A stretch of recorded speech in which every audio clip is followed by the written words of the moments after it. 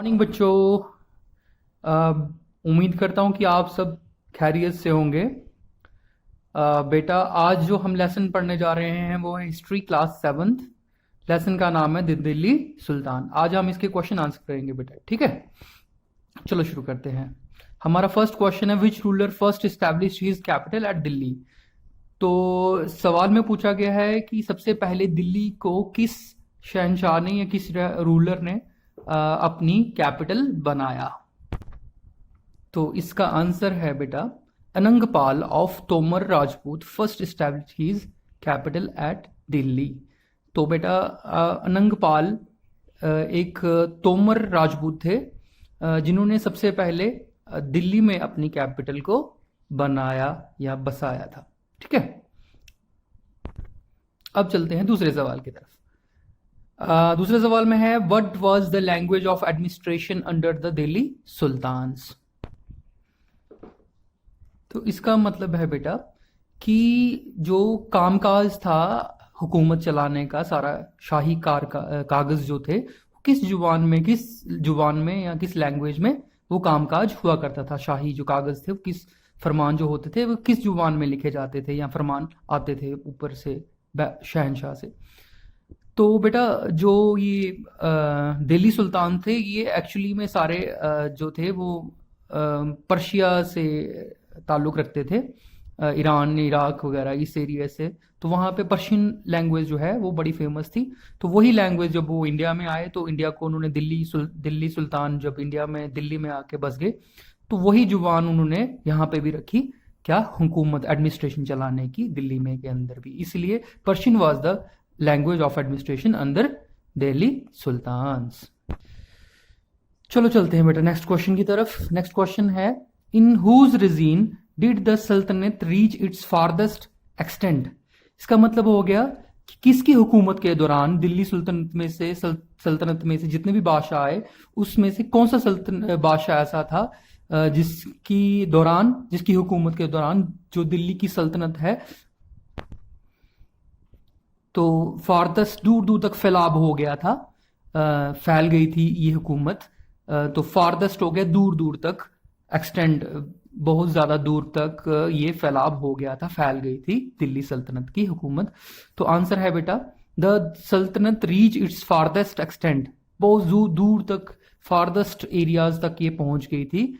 किसकी सल्तनत में? रिजीन ऑफ मोहम्मद तुगलक। तो दिल्ली सल्तनत में से एक ऐसा शहनशाह भी था जिसका नाम मोहम्मद तुगलक था। उसके दौरान दिल्ली सल्तनत को उसने दूर दूर तक फैला दिया, बहुत बड़े एरिया के अंदर अपनी सल्तनत को बढ़ा दिया। चलो चलते हैं क्वेश्चन नंबर 4 की तरफ। From which country did the Ibn Battuta travelled to India. तो इसमें पूछा गया क्वेश्चन नंबर 4 में कि इब्न बतूता जो है वो किस कंट्री से चलकर हिंदुस्तान में आया था। तो आंसर है Ibn Battuta travelled to India from Morocco. तो इब्न बतूता जो है वो हिंदुस्तान में मोरक्को से आया। मोरक्को बेटा एक जगह है साउथ अफ्रीका कॉन्टिनेंट में, ठीक है। तो साउथ अफ्रीका से कॉन्टिनेंट से वो एशिया में इंडिया के अंदर आया था इब्न बतूता। चलो चलते हैं नेक्स्ट क्वेश्चन की तरफ। According to the circle of justice why was it important for military commanders to keep the interest of the peasantry in mind। तो क्वेश्चन में पूछा गया है कि इंसाफ के सर्कल ऑफ जो इंसाफ है, इंसाफ के सर्कल के इस किताब के मुताबिक जो मिलिट्री कमांडर थे उनको जो पीजेंट्स हैं, किसान हैं, उनके मफाद भी अपने जहन में रखने पड़ते थे। तो क्यों उनको पीजेंट्स के, किसानों के मफाद को ध्यान में रखकर अपनी पॉलिसीज बनानी पड़ती थी। किसको? मिलिट्री कमांडर्स को, according to cycle of justice, ठीक है। तो ये समझ आया आपको सवाल। अब चलते हैं इसके आंसर की तरफ। तो आंसर में है it is important for the military commanders to keep the interest of the peasantry in mind because the salaries of the soldiers came from the revenue collected from the peasants and the peasant could pay the only when they were prosperous and happy। तो उनको इसलिए military commanders को किसानों का अपने दिमाग में उनका ख्याल रखना पड़ता था ताकि उनके साथ इंसाफ हो क्योंकि जितनी भी जो मिलिट्री कमांडर्स जो हैं उनको सैलरीज देनी पड़ती थी अपनी सिपाहियों को, अपने सोल्जर्स को, वो जो सैलरीज जो होती थी वो कहाँ से आती थी? जो कि टैक्स लगाया गया है किसानों के ऊपर। तो किसान खुश रहेंगे तो अच्छी पैदावार करेंगे, तो अच्छी पैदावार करेंगे ठीक, तो उनको टैक्स भी ज्यादा आएगा और इससे वो अब मिलिट्री कमांडर जो है अपने सिपाहियों की सैलरी अच्छी तरह से दे सकते हैं। इसलिए उनको हमेशा किसानों को उनका इंसाफ उनके साथ करना पड़ता था और इसका हमेशा से उनको अपने दिमाग में ख्याल रखना पड़ता था। तो ये हो गया क्वेश्चन नंबर 5। चलते हैं क्वेश्चन नंबर 6 की तरफ। What is meant by internal and external frontiers of the Sultanate? तो बेटा यहाँ पे पूछा गया है कि इंटरनल और एक्सटर्नल फ्रंटियर्स का क्या मतलब होता है, और दिल्ली सल्तनत के दो इंटरनल और एक्सटर्नल फ्रंटियर्स थे। तो बेटा इंटरनल का मतलब हो गया अंदर की तरफ से, एक्सटर्नल का मतलब हो गया बाहर की तरफ से, फ्रंटियर का मतलब हो गया बाउंड्रीज, सरहदें। ठीक है, तो इसका इंटरनल फ्रंटियर का मतलब हो गया सरहदों के अंदर, और एक्सटर्नल फ्रंटियर्स का मतलब हो गया सरहद के, अपने बॉर्डर के बाहर की तरफ। एक्सटर्नल मतलब बाहर की तरफ। ठीक है, तो दिल्ली सल्तनत के दो फ्रंटियर्स थे, इंटरनल फ्रंटियर्स और एक्सटर्नल फ्रंटियर्स। तो चलते हैं इसका आंसर देखते हैं। पहले इंटरनल फ्रंटियर क्या था। इंटरनल फ्रंटियर्स ऑफ द सल्तनत consist of hinterland of the garrison town. During these campaign, forests were cleared in the Ganga, Jamuna, Doab, and hunters, gatherers, and pastoralists expelled from their habitat. तो इसमें बेटा बोला गया है कि जो internal frontiers थे, अंदर वाले फ्रंटियर थे सल्तनत के, उसमें से क्या क्या शामिल था? Hinterland of garrison town. Garrison town होता है जहां पे बहुत बड़ा एक फोर्ट होता है, उसके अंदर वाले हिस्से को हम हिंटरलैंड कहते हैं।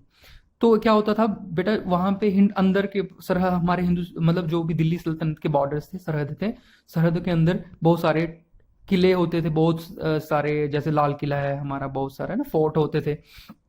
तो अंदर वाले किले में और भी बहुत सारे जंगल वगैरह, पूरे हमारे बॉर्डर के सरहद के अंदर की तरफ जंगल होते थे, जंगल फॉरेस्ट लैंड्स होती थी।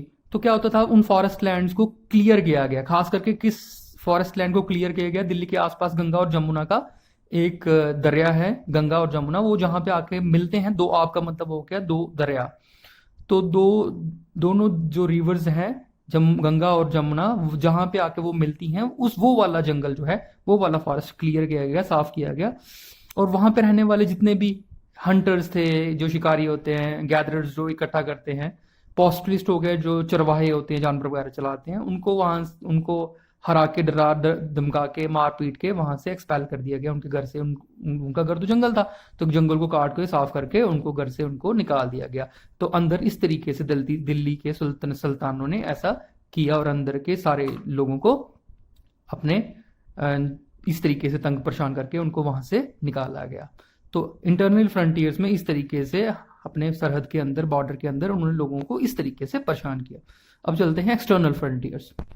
तो external frontier refers to the unconquered territories of, specially in the southern parts of the Indian subcontinent. Military